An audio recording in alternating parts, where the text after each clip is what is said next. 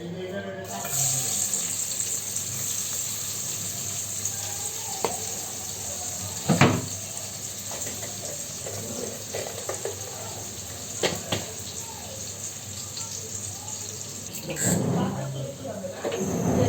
দারচিনি, তেজপাতা।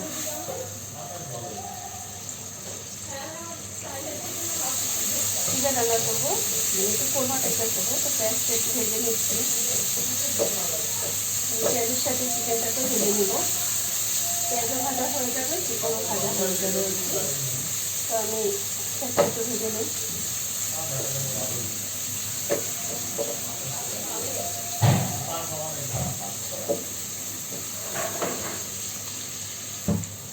চিকেনটা দিয়ে দেবো। চিকেনটা একবারে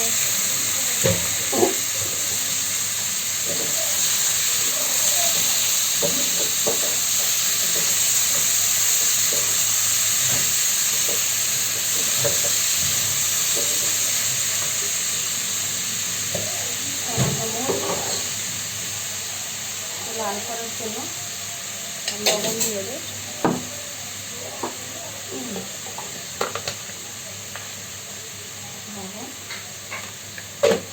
যতটা দিতে পারে